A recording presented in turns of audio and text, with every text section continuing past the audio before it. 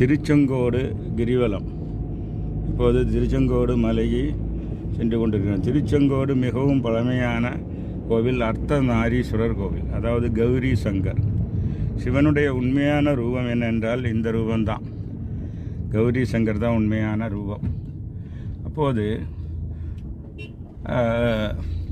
இந்த கிரிவலத்துக்கு வந்து இங்கே எந்த நாள் வேணாலும் போகலாம். இப்போ திருவண்ணாமலை கிரிவலம் அப்படின்னு சொன்னால் அங்கே வந்து திருவண்ணாமலை கிரிவலம்னு சொன்னால் பௌர்ணமிக்கு அதிகம் போகிறாங்க. மற்ற நாள் போகக்கூடிய ஆள்கள் கம்மி. இங்கே எந்த நாள் வேணாலும் போகலாம். அதுக்கெல்லாம் ஒரு ஸ்பெஷல் பலம். திங்கக்கிழமை கிரிவலம் போனால் ஒரு பலம், செவ்வாய்க்கிழமை போனால் ஒரு பலம்னு இப்படி இருக்குது. ஆனால் இந்த மக்களுக்கு வந்து இந்த அவேர்னஸ் குறைவாக இருக்குது.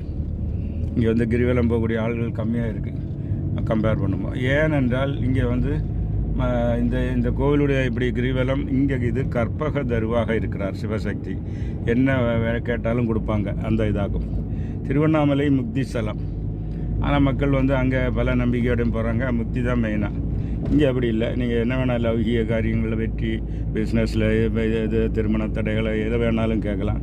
இது பிரபலம் குறைவாக இருக்க காரணம் என்னாச்சுன்னா, மக்கள் ஏதாவது ஒரு இது இருந்தால் தான். இப்போ ரஜினிகாந்த் வந்தார், நடப்பாதையை போட்டு கொடுத்தா உடனே அங்கே கூட்டம் ஏறுது.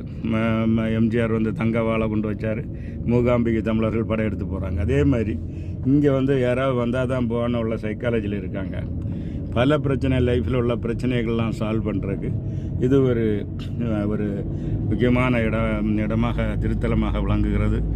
ஆகவே மக்கள் எல்லாரும் இந்த கிரிவலம் சென்று, இது வந்து நாமக்கல் மாவட்டத்தில் திருச்செங்கோடு இருக்குது. இது இங்கே பாடல் பெற்ற ஸ்தலங்கள்.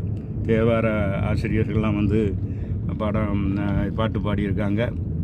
அதனால் வந்து இது வந்து அவங்க பலனடைஞ்சு நன்மை பெறலாம்.